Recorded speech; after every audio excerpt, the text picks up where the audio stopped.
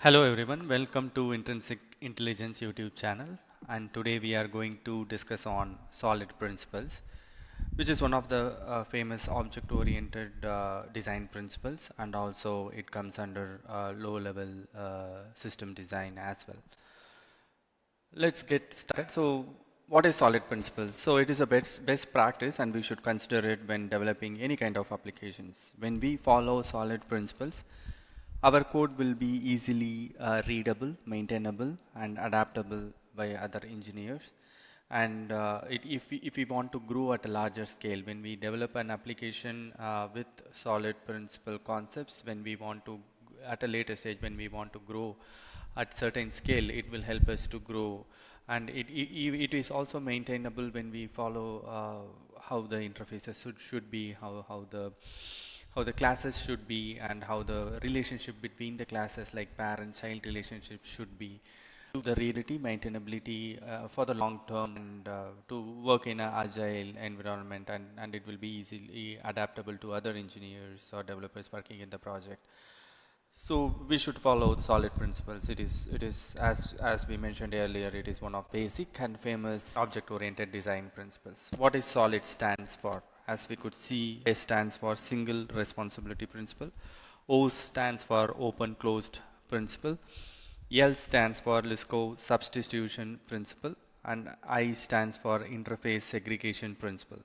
And then at last, the fifth one, D stands for dependency inversion principle. So what we are going to see later in this video is I will go through each principle with its definition and a live or a real-time example to relate what it actually defines. So let's get deep dive into the solid principles. So we are right now into single responsibility principle, which is the first solid principle. So what it states, a class should have only one reason to change. Yes, so there should be some responsibility for the class, and we should not basically create a class and have more functionalities. So the reason for creating and the meaning for the class should always have at least should have only one job what it intends to do. So let us take an example. So imagine there is a baking application and we have a baker class. Okay, so who is responsible for baking bread? So here the baker's role is to create a bread of a high quality and with all the properties what the customer define, or the customer can customize the properties, and there should be some standards. So if we have a baker class, the sole job is to provide the creation of a quality baked breads, and it can have properties where the customer can define it. So this is all about single responsibility principle. It always defines like a class should have only one reason to change. So the second principle is open closed principle. What open closed principle states is like a object or entities or a class should be open for extension and closed for modification.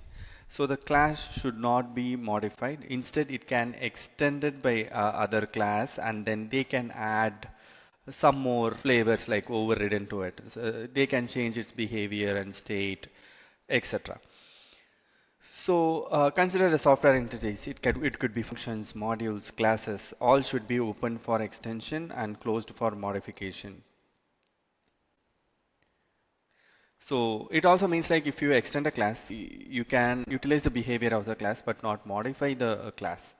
So we will deep dive into the example. Like imagine you have a payment processor. So we have solely designed the payment processor only for a credit card payment system. However, in the later stage, we have a requirement like we can utilize it for a PayPal payment processing system. So what we can do is we can extend the class and add a behavior for the PayPal credit card payment system class. It can extend, and we are adding in the extended class like the other payment processing systems. So that's how it should be. Open close principle simply means that a class or modules or functions should be open for extension and closed for modification. We will move on to our third solid principle, which is Liskov substitution principle. So what it states is like derived or child class must be substitutable for their base or parent class. So if we have a parent-child relationship, if we have a parent class A, and if we have a child class B, and class B should be completely replacing the parent class, which is class A.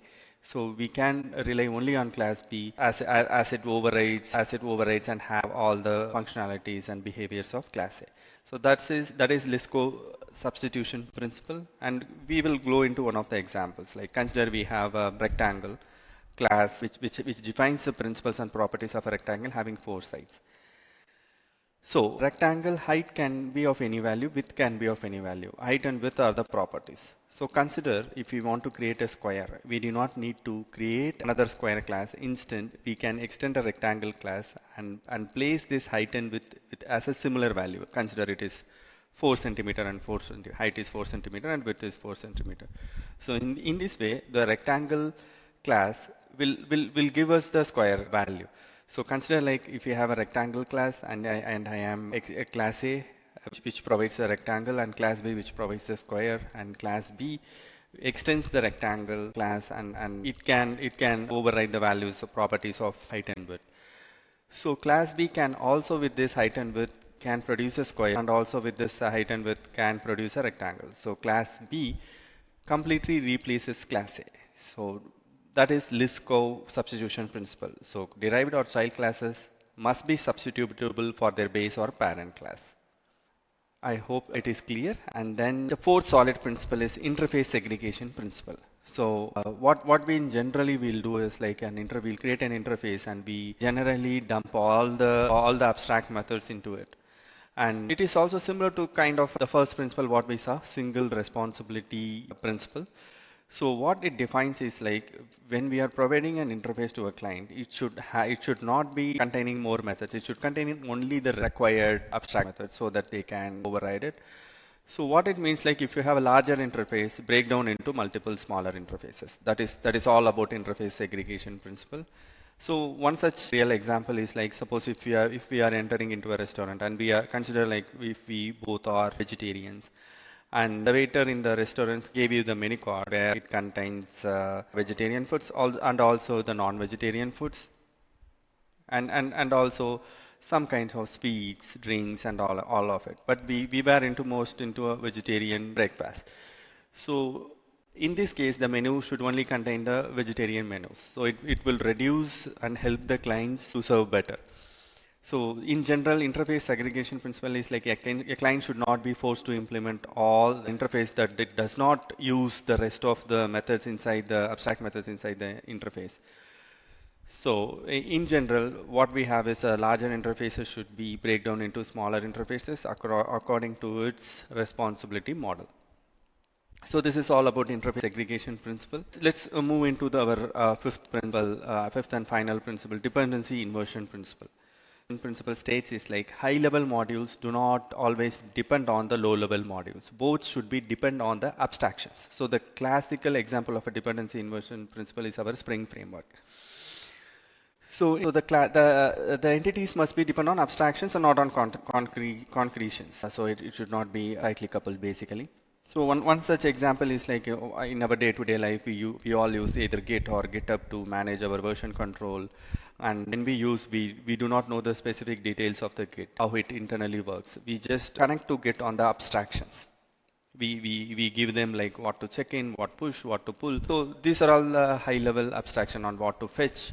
And we do not know the internal implementations of the Git basically. So that is one of the classical version control examples. Like if as a software developer or a developer team, we use on a day-to-day basis with a dependency inversion principle, which we rely only on the abstractions. We only know hardly like 15 to 20 Git commands or functionalities on a day-to-day basis, and we do not have a concern on how it internally works, and we depend on those abstraction layer which Git provides. This is our fifth and the final principle, and that is all about the solid principles, which is one of the most important object-oriented principle. And thanks everyone for watching this video, and do follow our YouTube channel Intrinsic Intelligence for more such design principle concepts and anything related to programming or computer science concepts. And I have also provided my GitHub link where you can find problem solving and whatever we discussed on the design principles and the data structures, all the solutions and the explanations. Thank you and have a very good day.